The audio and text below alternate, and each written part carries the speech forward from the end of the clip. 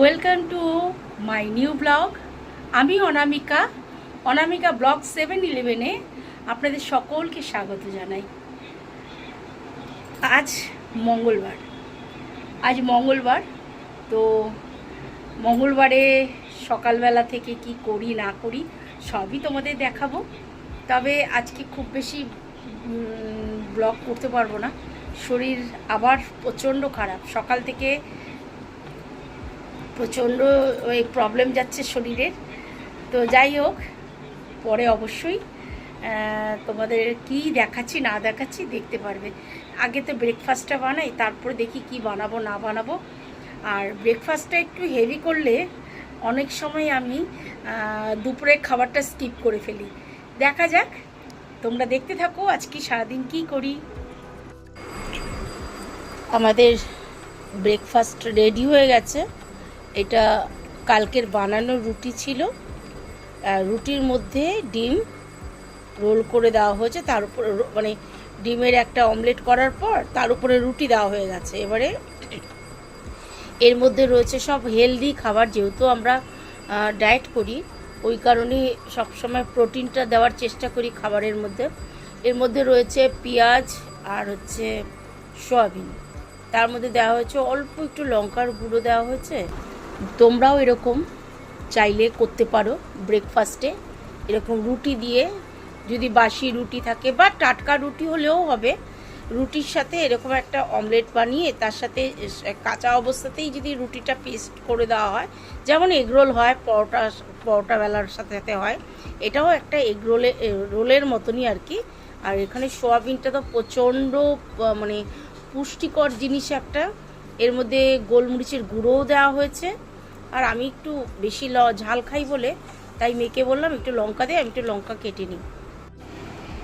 এইমাত্র ব্রেকফাস্টটা করলাম, কিন্তু এত টেস্টি ব্রেকফাস্ট করেছি কি বলবো, ভীষণই ভালো।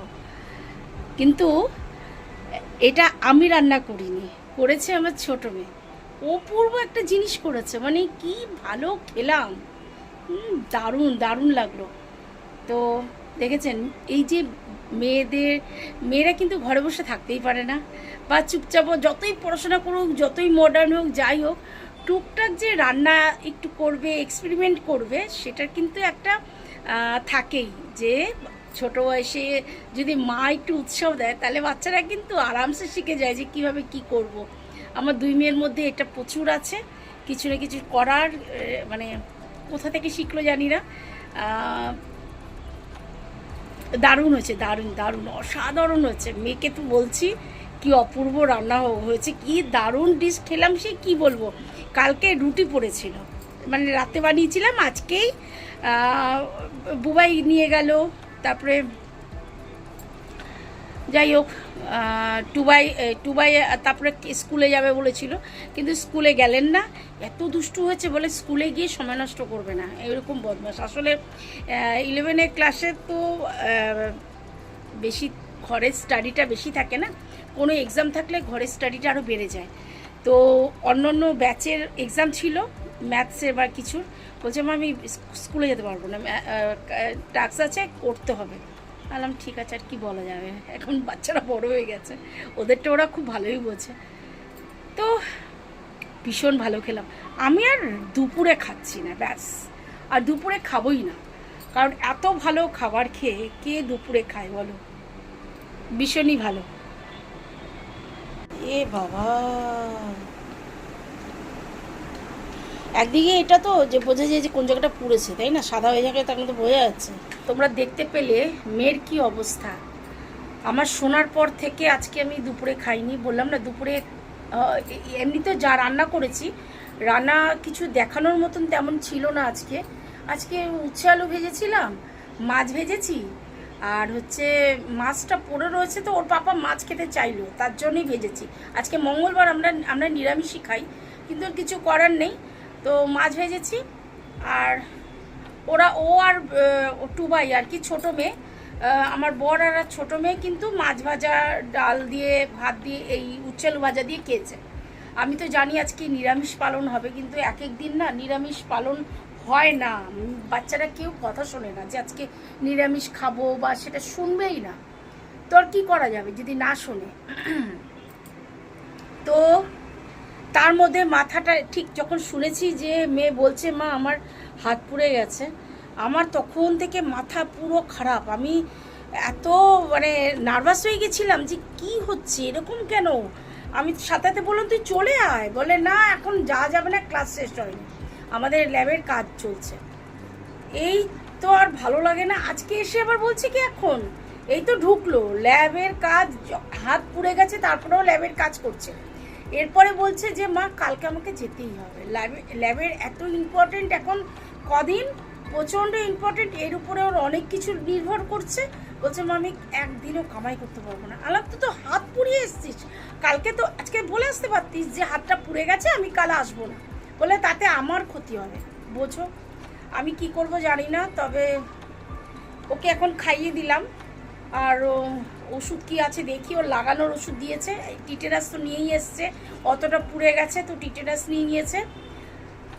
ভালো লাগছে না, জাস্ট কি বলবো, এতটা পরিস্থিতি খারাপ।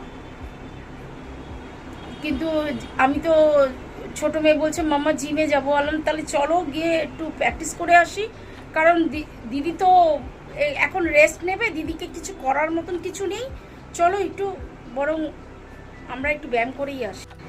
তো বন্ধুরা আমি রেডি হয়ে গেছি জিমে যাওয়ার জন্য, জিমে যাচ্ছি। আর মেয়ে এখন এখানে শুয়েই আছে, আর ওর যা হাতে যতটা পরিমাণে লেগেছে, এখন কবে থেকে যে ও জিম করতে পারবে তার কোনো ঠিক নেই।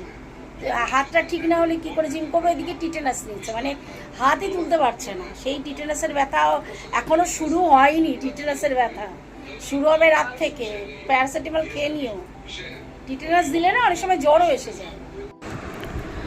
তো আমরা বেরিয়ে যাচ্ছি, ওই দেখো লিওকে দেখা যাচ্ছে, ও সো কিউট। ও অপেক্ষা, ও এখন অভ্যাস হয়ে গেছে, জানে রোজ বেরোই, আর ওকে যে নেব না এটাও জানে, তার জন্য দূরে দাঁড়িয়ে আছে। ও কিন্তু সামনে আসেনি, একবার এমনও গেছে যে আমরা বেরোচ্ছি আর ও বেরিয়ে গেছে। এই যে জিম করতে চলে এসেছি, এটা করতে খুব প্রবলেম হয়, আমিও করছি, কিন্তু নিজের বডিকে তোলা খুব কঠিন। তো একটু আধটু আর কি আপনাদের সাথে শেয়ার করি।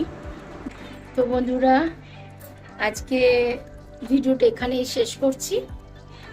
সারাদিন প্রচণ্ড টায়ার্ড, আর এই মেয়ের হাত পুড়ে যাওয়ার জন্য আমার মন মেজাজ এত খারাপ, ঠিক করে জিমটাও করতে পারলাম না। করেছি, জিম করিনি যে তা না, অনেকক্ষণ করেছি, কিন্তু আজকে শরীর মন কিচ্ছু সাথ নেই, মানে ভালো লাগছে না।